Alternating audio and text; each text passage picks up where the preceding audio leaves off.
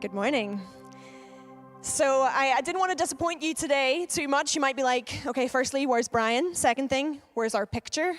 So I do have a picture as we begin this morning. Now, it's not as exciting as pictures of being in Israel, because I have not been in Israel, but I have been skiing. So there's a quick little picture for you. In January, when Brian was in Israel, I went for a quick trip to go skiing with some family friends, and we went to a place called Sun Peaks. And Sun Peaks had 13 different chairlifts.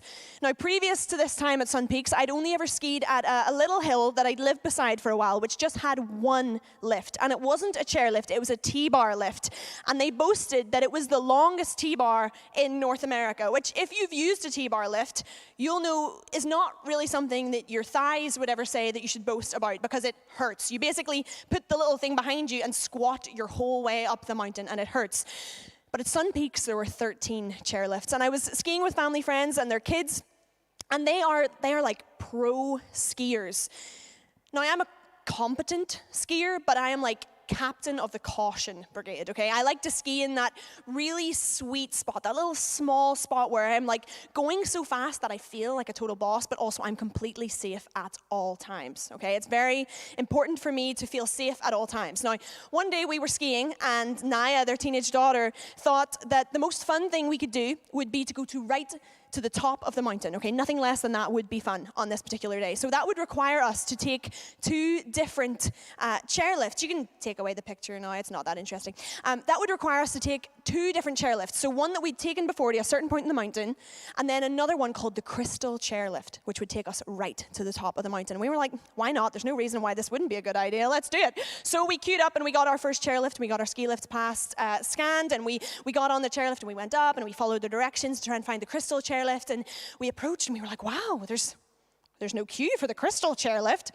What could possibly go wrong? We got checked onto the Crystal Chairlift by a staff member who was there, 4 children and 3 adults. And the moment our bums hit the seat, we started to assess that all of the lifts we could see in front of us were completely empty, first thing. And second, the lifts that were coming down the other side of the mountain were completely frozen, like comically frozen. But if you've been on a chairlift, you'll know that once you're on a chairlift and you've pulled down that little flimsy cover, there's no getting off the chairlift until you're at the top. So we sit in the chairlift, and we notice that soon as we look out, what we could previously tell to be the sky and then the ground just kind of started to blur together.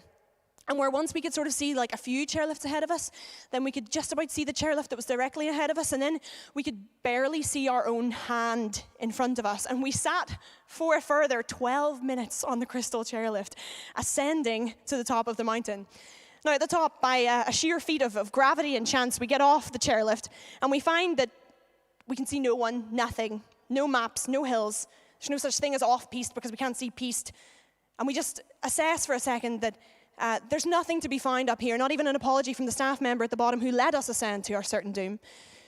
So we react in different ways. At that point, Steve, who's nearly a pro skier, like teaches skiing, is an expert skier. He can't even stand up because he's so tall and his depth perception is just shot up there. So he's like falling all over the place. Jen orders Steve to get the map out of his pocket in the hopes that we can read it. I start to beckon down angels and angelic help, hoping that will provide some sort of help and comfort in this moment. And Tessa, the youngest child, just lay down.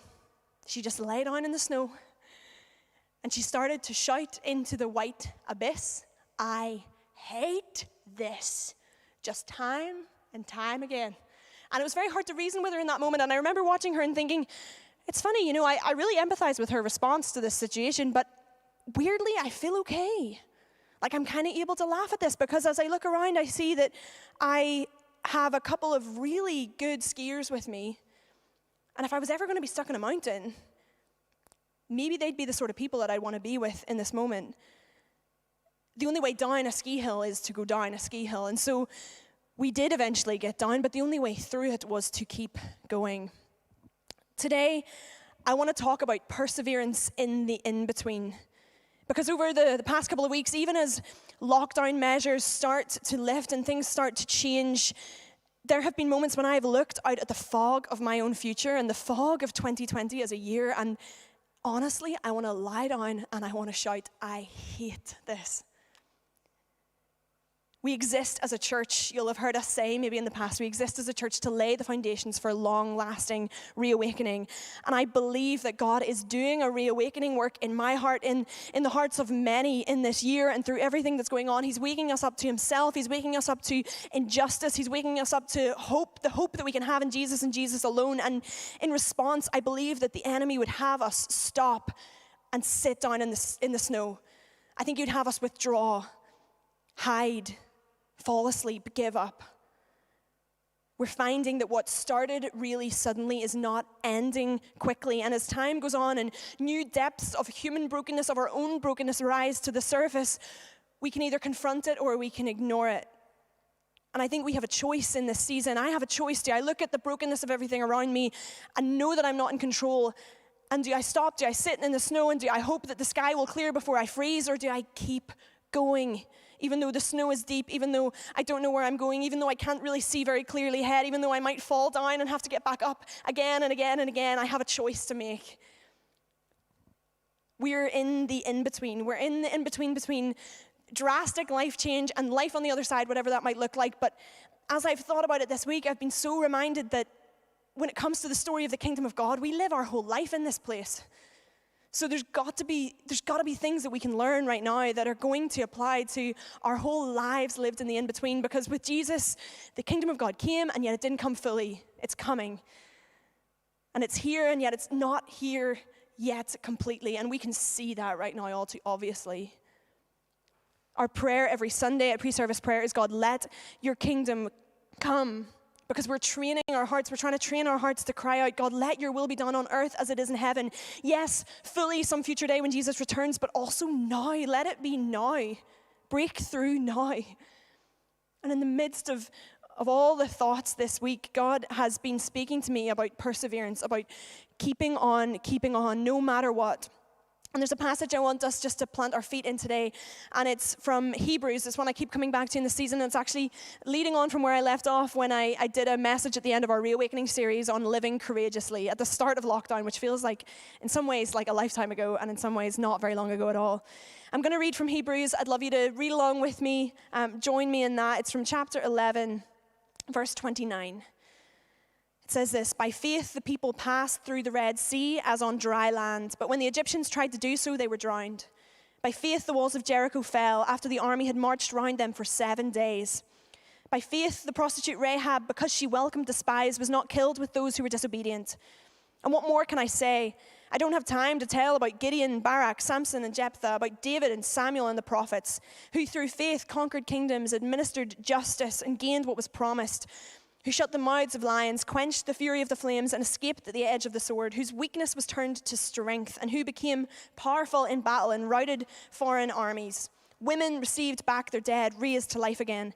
There were others who were tortured, refusing to be released so that they might gain an even better resurrection. Some faced jeers and flogging and even chains and imprisonment. They were put to death by stoning. They were sawn in two. They were killed by the sword. They went about in sheepskins and goatskins, destitute, persecuted, and ill-treated. The world was not worthy of them. They wandered in deserts and mountains, living in caves and in holes and in the ground. These were all commended for their faith, yet none of them received what had been promised, since God had planned something better for us, so that only together with us would they be made perfect. Therefore, since we are surrounded by such a great cloud of witnesses, let us throw off everything that hinders and the sin that so easily entangles, and let us run with perseverance the race marked out for us, fixing our eyes on Jesus, the pioneer and perfecter of faith. For the joy that was set before him, he endured the cross, scorning its shame, and sat down at the right hand of the throne of God. Okay, quick question for you. You can respond in the chat if you would like to. Were any of you that kid who was like the primary school sports day champion? I would like to know who I can still be friends with at the end of today. So if you were the champion, can you please reveal it? If you were the cool kid who won the sprinting races, I would like to know who you are. Because in primary school, I lived in perpetual fear and dread of sports day, because everything in me loves to win, and I just could not win. I had no capacity for winning in those races. But there was one race, one time, that I got placed in. And for me, at that point in my life, you know what? That was good enough. I came third. I got a bronze medal in the slow bicycle race. Now, a slow bicycle race is not your typical kind of race, but it is actually a race to see who can successfully cycle the slowest from point A to point B. And I came third. I was the third best at cycling slowly. Because it actually is really quite difficult to cycle very, very slowly. A week or so ago, I was out on a walk, and I felt like God drew my attention to a little child and a dad. And the kid was on a bike, and they were cycling ahead of their dad, and I could hear the dad sort of saying, like, keep going, son. And it was at a particular point when the footpath was quite busy, and you can tell this kid knows that he should sort of be avoiding people, and he was finding it a little bit difficult to steer in the right direction. And his dad was like, keep going, son. But the child did not keep going. The child tried to turn. He sort of wobbled, and then in his panic, he tried to stop, and he fell. And it was unsuccessful. And his dad then explained, and I watched from a distance as he explained to him that he didn't fall because he wobbled, but he fell because what he needed to do when he wobbled was to keep going. He needed to keep cycling straight ahead. And actually, he fell because he tried to stop at that point. Perseverance is defined as continued effort or determination or persistence in doing something despite difficulty or delay. So talking about perseverance in the in-between today, I'm not talking about brute force. I'm not talking about inner strength. I'm not talking about just trying harder, but I'm just talking about the simple act of continuing, of choosing to keep going, persisting, continuing to pedal, putting one ski in front of the other in the face of maybe difficulty or delay or both.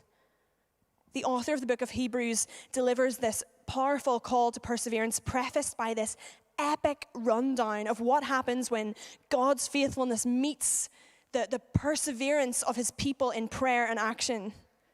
They talk about people who had to keep walking in the space where the sea should have been, people who had to march around walls 7 times before they fell down, people who conquered kingdoms, administered justice, and then received what was promised. People who came close to the mouths of lions, people who should have felt the burn of flames that came close to them, who escaped the edge of the sword. I love the choice of words there, escape the edge of the sword, because I can imagine, like, it comes close. And it's in that context of lived out faith that women received back their dead, brought to life again. We pray, God, let your kingdom come on earth as it is in heaven, let your will be done here. And we want to see the miraculous breakthrough. We want to see God move. And so if we do, we need to hear this call to perseverance, and we need to choose how we are going to respond in this moment. Therefore, since we are surrounded by such a great cloud of witnesses, let us throw off everything that hinders and the sin that so easily entangles, and let us run with perseverance the race marked out for us, fixing our eyes on Jesus, the pioneer and perfecter of faith. There's a few simple things I see here in this call to persevere that I'd like to highlight today. The first one is that we must throw off anything that would hold us back. I love how they say, let us throw off everything that hinders and the sin that so easily entangles. There is an invitation to be ruthless in our rejection of anything that would slow us down, trip us up, hold us back when it comes to God's calling on our life.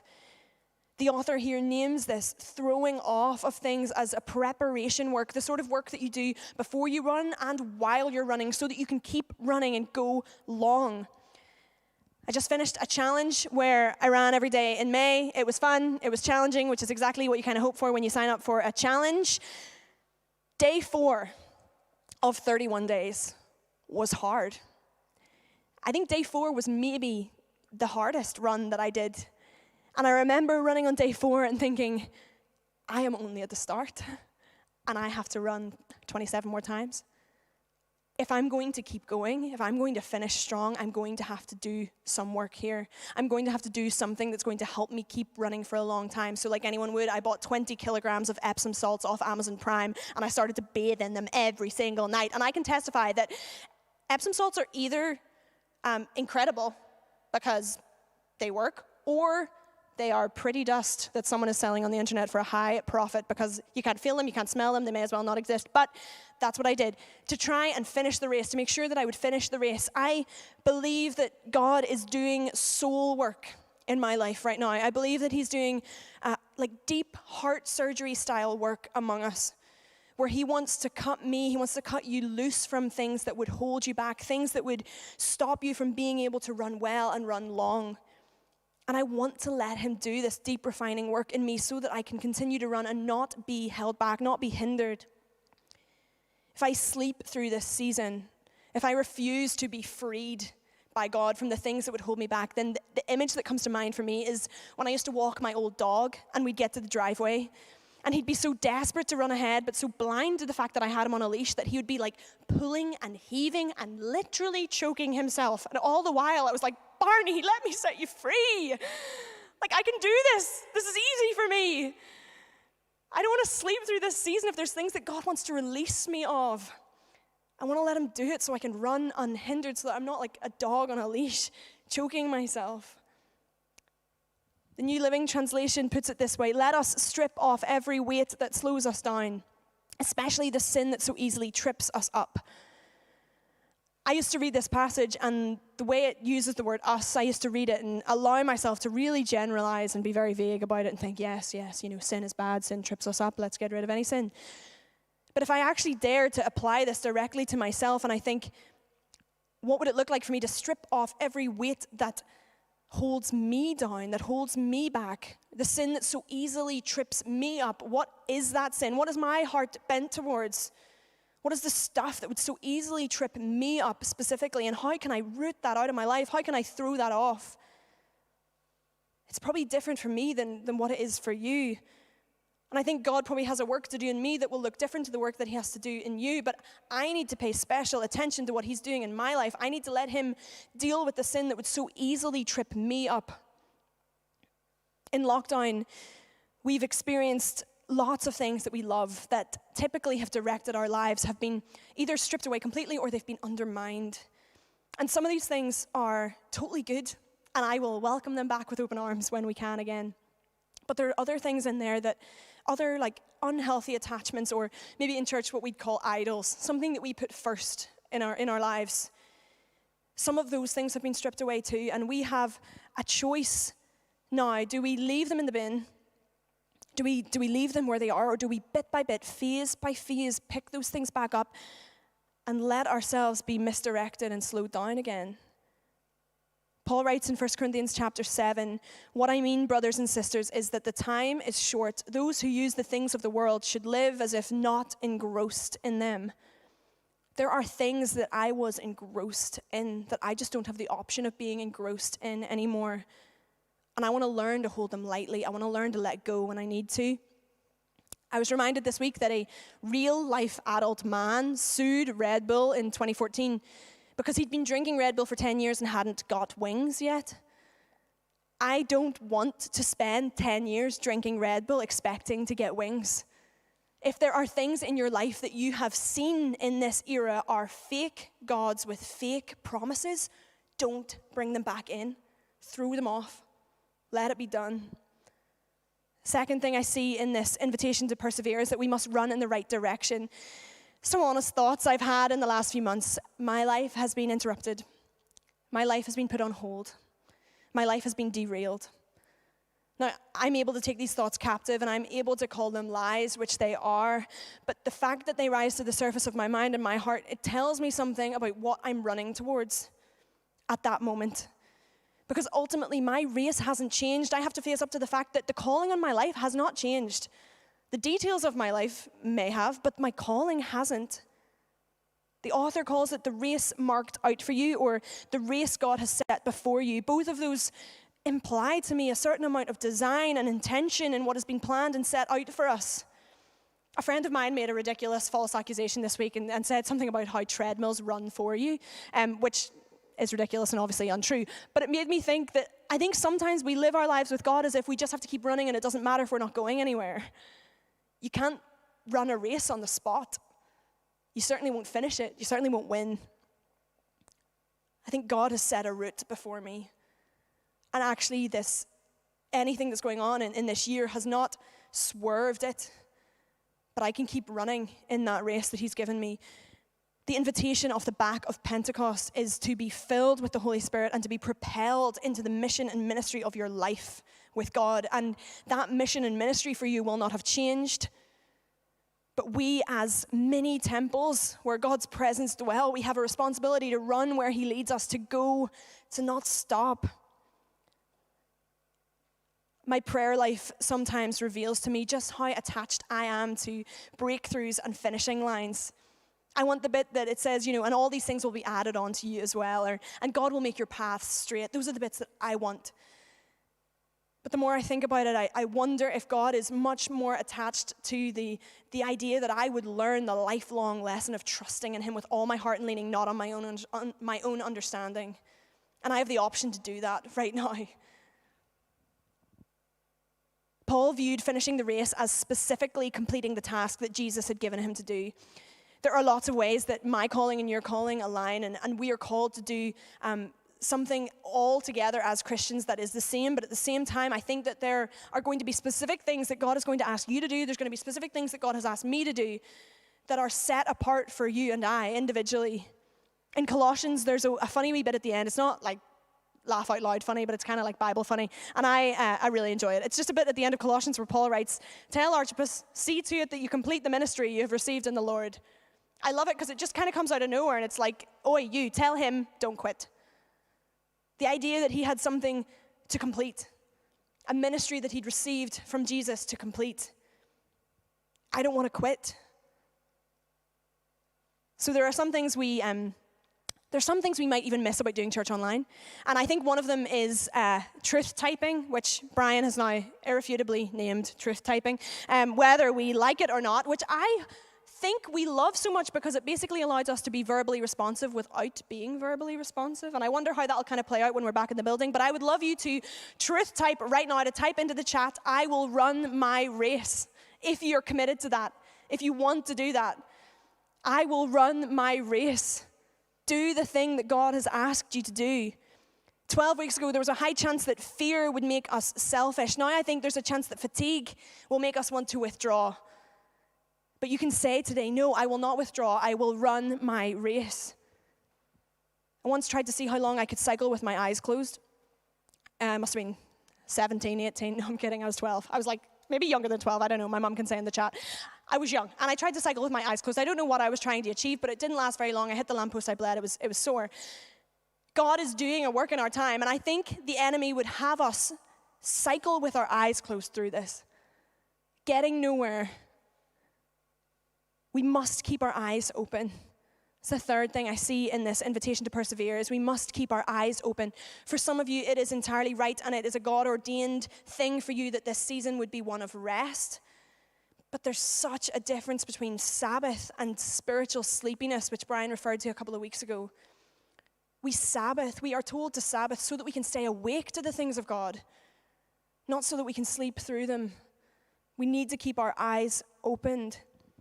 There are two very different stories at play in our world right now, and if our eyes are fixed on Jesus, we have a chance to see God's kingdom coming and moving as he's always doing good. But if we close our eyes to that, if our eyes aren't fixed on Jesus in this season, then the dominant story is one of hopelessness and human strength trying to combat that, and it just falls short all the time.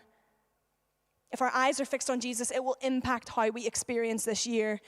Easy example, obvious example, but it's obvious because it's so great. Peter steps out of the boat. He walks onto the water. He looks at Jesus and he walks.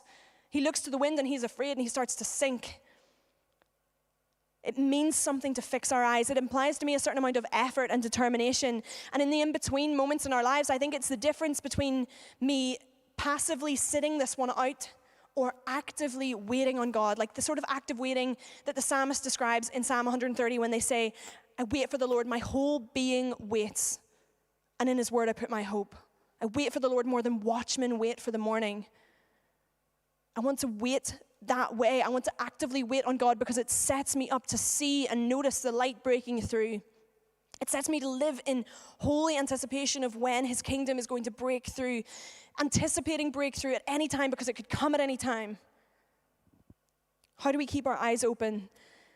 I mean, that's another talk in itself, but I know that one thing just on my heart this week that just consistently for me throughout this season has just been to switch on worship music. It has felt to me like as much relief giving.